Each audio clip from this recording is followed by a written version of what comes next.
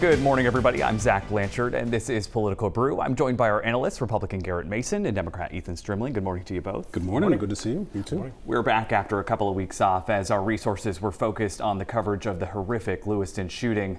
Our state, of course, continues to mourn the loss of those 18 lives now just over 2 weeks ago. Already a number of advocates are calling for change, not just to gun laws, but to mental health programs in the state.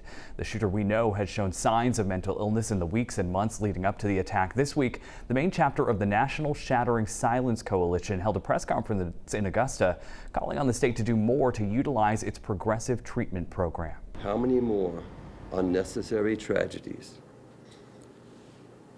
are we going to have in the state? Now, Garrett, that's essentially involuntary hospitalization, but many say we need to do much more than just this. Yeah, I mean, first of all, I'd just like to say, as somebody who calls Lewiston, Auburn home, watching, what has happened in our communities over the past couple of weeks is just, obviously very heart-wrenching, but it's been amazing to watch our community come together. So I'm very proud to be from the area. Everybody's done everything they can to pitch in and help. But, in regards to this program, I know that former Senator John Nutting has been an advocate of PTP laws for a very long time. And we do have to have a big conversation about mental health in this country. You don't need to go very far in Lewiston. Just go to St. Mary's. They're overrun with, in the psychiatric wing of their hospital. And we just don't have a lot of resources right now to take care of all these people. So it's one thing to have that conversation about what should we do. We also have to have another conversation about how do we do it. And I think, making sure that law enforcement is trained and are handing out these PTP orders, I think he has an absolute point. This is not a new law. It's been on the books for a very long time. So I think it goes back to enforcing the laws that are already on the books, and this is clearly something that we're not doing. Ethan? I mean, look, involuntary medical treatment is a road that our country unfortunately went down a long time ago, and we've moved away from it. We have to be very, very careful about that. But my bigger concern is that trying to shift the conversation away towards mental illness as opposed to focusing on the guns, I think is really going to leave us shorthanded. Look, the yellow flag law, even if it had been triggered, would not have worked. The red flag law would not have worked.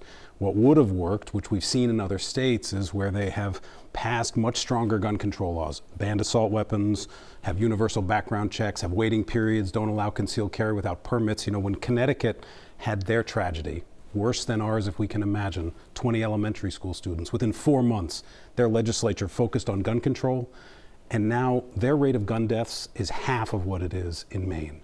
So we have to put our focus there. Of course, our mental health system is shattered. It has to be fixed. It has to be made stronger. But we're never going to resolve this issue until we focus on the guns. Yeah, I mean, this is where the conversation starts to go different ways, right? I think that, Robert Carr did not. He didn't have an issue going into these two places and shooting people. The gun wasn't the issue. The issue was his mental capacity and what he had to do. We have seen in the wake of all of this that there were many situations where he needed some help. Like he was in New York. He was committed in New York. His family was reaching out to help. There was all of these amazing trigger warning signs that should have been caught, but they weren't. The bottom line is, the gentleman had a mental health issue. I agree with Angus King. When Angus King got off the tarmac in Portland and coming home from Washington, the first thing he said was Maine has a strong history of responsible gun ownership, and that's passed down from generation to generation. And I think that when we have this conversation around guns and mental health, we have to talk about them in tandem. It's not one, it's not the other. We have to talk about the whole thing. I don't believe that passing any of the gun bills that Ethan just talked about, and I'm a strong advocate for them, I don't believe they're going to help. We live in an age where you can 3D print a gun. You can 3D print a gun. So you're only stopping the law-abiding citizens who follow the law from having those guns. Yeah, but the conversation will go towards the type of gun. Yeah, look, at the conversation, I agree with Jared Golden, right? Mm-hmm. Jared Golden now, sadly, has seen the light, sadly because his neighbors were massacred and his wife was locked down with their child. And what we know is that in other states that have these laws, there are fewer gun deaths. And it's very important we recognize only 5% of mass shootings, 5% of any shootings in America are mental health related. So when you focus on mental health, maybe you resolve 5% of it. But when you ban assault weapons, when you create universal background checks, I mean, why in the world does anybody believe that somebody should be able to get a weapon if they are not allowed to by law? If you had taken all of Robert Card's guns away, the next day he could have walked out, gone on the private market, bought a new assault rifle, and used it. That's the problem. All right, meantime, we have some elections to talk about, including in Lewiston, where that mayoral race is going to a runoff election in December. Right across the river in Auburn, Republican Mayor Jason Levesque lost his seat to Democrat Jeff Harmon after 3 terms in office. Levesque saying in a statement on Facebook, quote, "Sometimes dealing with what's right is not what's popular. I wish the future city council all the best and encourage them to continue to do what's right." Ethan, what do you think he meant by that? It's a little bit of bitterness, I think, underneath that. Look, I mean, I think that he lost this. I think he was going to lose this race well before the shooting. I think he lost this race. You know, he did go after some folks in terms of upzoning housing, and that definitely got some pushback. You know, also it was, you know, Democrats really united around the candidate who opposed him in this race. And I think for all those reasons, ultimately, I was surprised that he lost. I mean, after the shooting, I kind of thought he did a pretty good job of being out in front and being willing to talk to the press and being willing to be part of the community.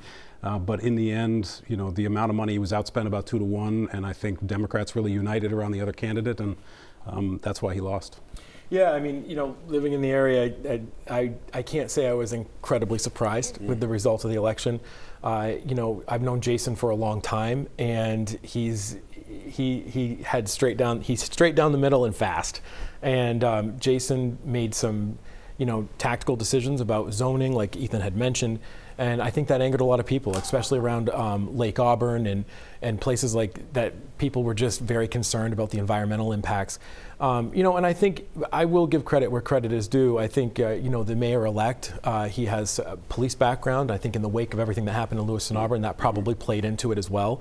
But, you know, I think, you know, when you lose an election like that, I think both Ethan and I have lost elections where it stings a little bit. And you just try to stay as quiet as you can be after it's over, you know? So, you know, Crawl into your cave. That's right, that's right. Put down the shades. Do Christmas and then come back, you know? Exactly. So, yeah. All right, speaking of elections, in 2024, 5 Republican candidates running for president took the debate stage again this week. Once again, frontrunner Donald Trump was not there, but it did allow Nikki Haley and Ron DeSantis to stand out a bit, including a pretty personal moment between Haley and Vivek Ramaswamy. Take a listen.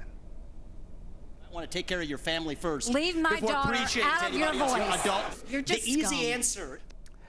Ethan, there were quite a few bold moments like that for Haley, huh?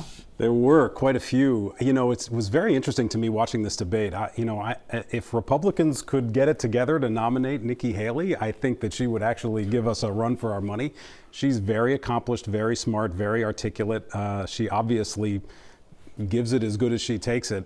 You know, Ramaswamy, he looked terrible from my perspective, and he had his sort of moment where he peaked and he's just been plummeting, and I think he realizes that because he spent the whole time just sort of attacking anybody and everybody he could. But I do think that Nikki Haley did a good job. I give her credit for that. I also thought Tim Scott did a pretty good job. He stayed way above the fray the whole time. To like him. Yeah, he just he keeps telling his personal story, and if he can survive. But again, this is really Trump's race to lose, and he's not going to lose it. So right, because Garrett, at the end of the day, these candidates on the stage are just trying to fight to be that Trump alternative. Right? It was a fun debate to watch for second place, and you know, no endorsement from me on this race, but I mean, the bottom line is the big winner of the debate was Donald Trump. He held a rally a few miles away. You know, he spoke directly to his supporters. He didn't have to answer any questions he didn't want to, and you know that strategy is working out for him. You know, but when you go on stage, I think it was a really poor performance by Ron DeSantis. You know, I think he kind of had a path to where he wanted to go, and he just has not shined the way that I think people expected him to. You know, Nikki Haley, she is fantastic. I've watched her for years. Like she's great on her feet. And, you know, but I will say with Vivek Ramaswamy, I think he does come off mean and aggressive, but I think he's saying a lot of the things, especially when it came to the chairwoman with Ronna McDaniel, like, if you want to come up here and resign, you're more than welcome to take my time and do it. And she kind of proved herself when she went back and said he's not getting $1 from us. And that's exactly the kind of thing that he was trying to point out. So if I had to pick a winner, Donald Trump. If I had to pick, Mr. or Ms. Congeniality, it would probably be Nikki Haley. The thing about that, though, is that do you think that Ramaswamy attacking the chair of the Republican Party matters to any voters? I was sort of like, who cares about that? I mean, it's a little bit of the Bernie Sanders attacking the Democratic Party leadership in 2016. I think it's probably a fair point, but I think what this debate is meant to do is to drive Republican turnout and choose a Republican standard bearer. And I think it might resonate to some, but yeah, it's probably a little inside baseball. All right, we're going to take a quick break. The Weekend Morning Report is back right after this.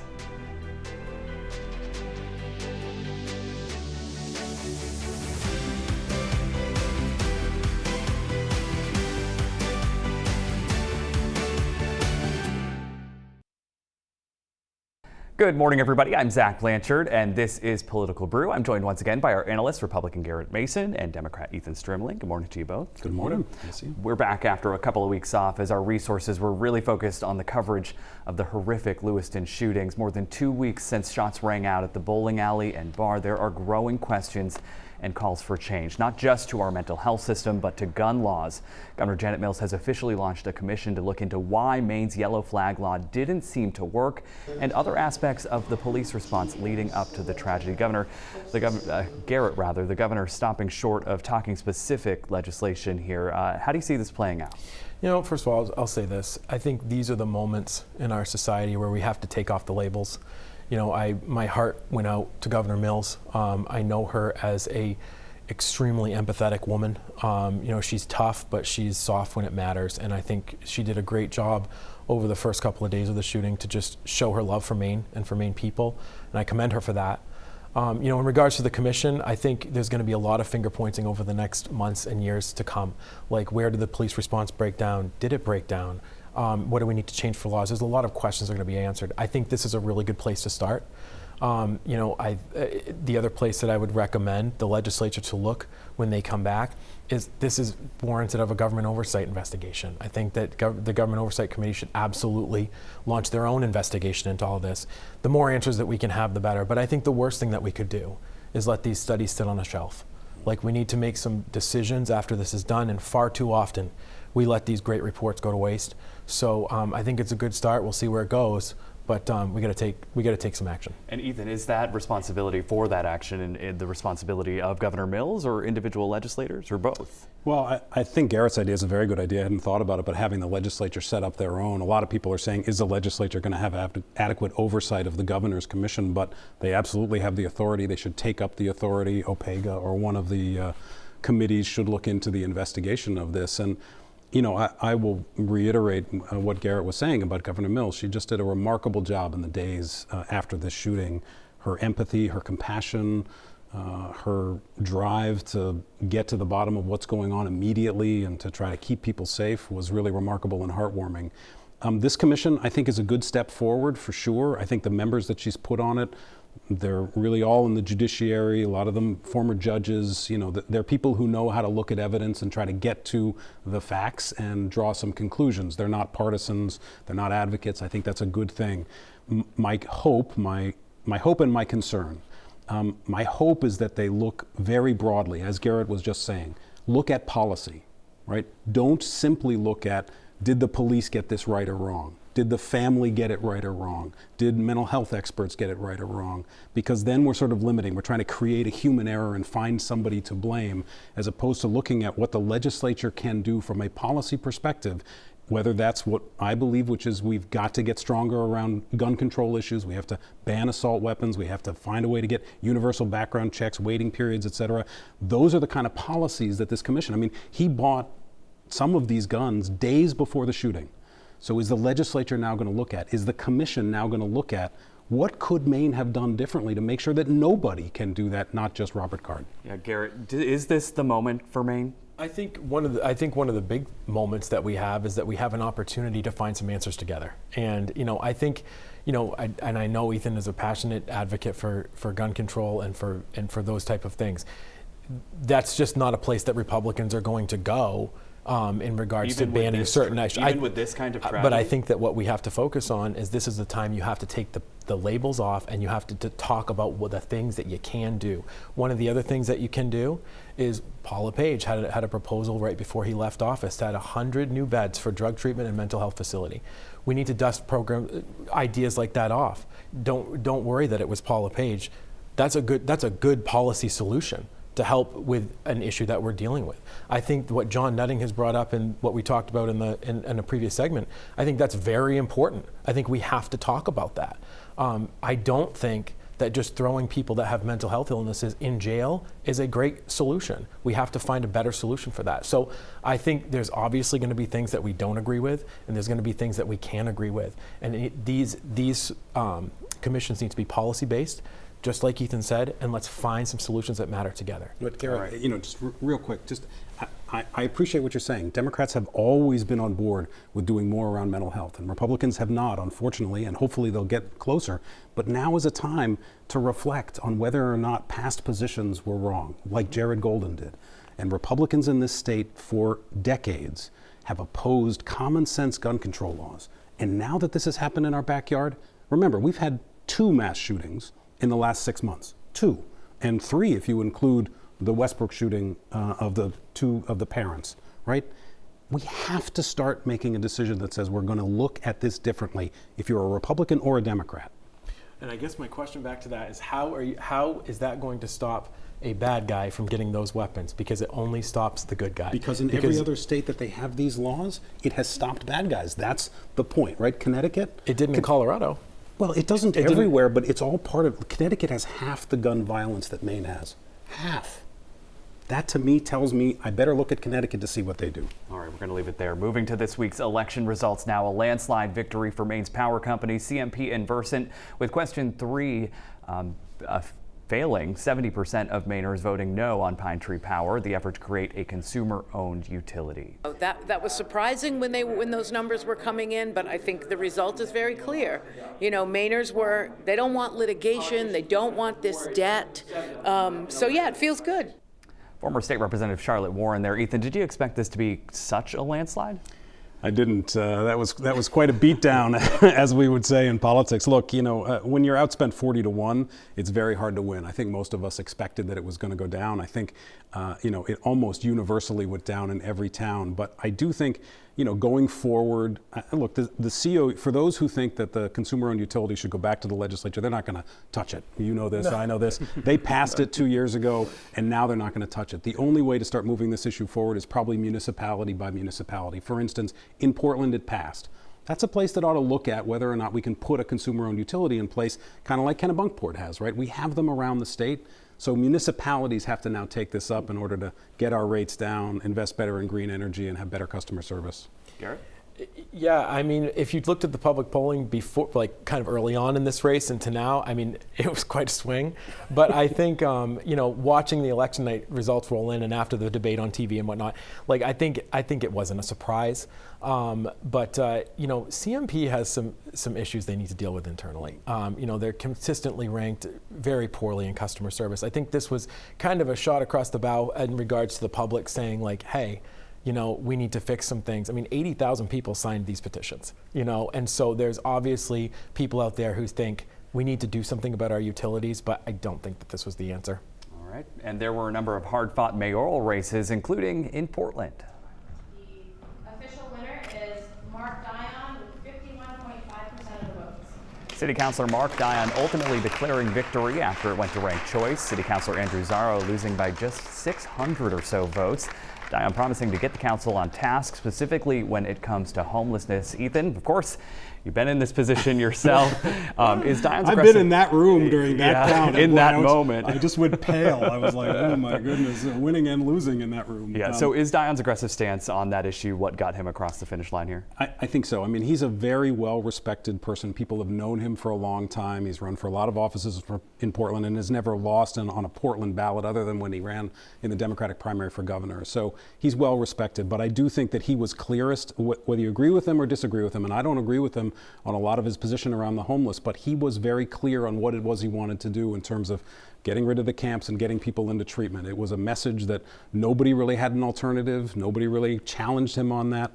You know, he's going to have his work cut out for him, because what's interesting is he was the most conservative candidate, but the council itself became much more progressive. The two people who replaced him in his seat and Andrew Zarro are more progressive than him. So a council now that probably has a 6 to 7 seat progressive majority, he's the most conservative. It's going to be interesting to see how he navigates it. Right, Garrett? I mean, I won't say that my endorsement of him on this show made the difference, but I don't think you have that power. I don't think so.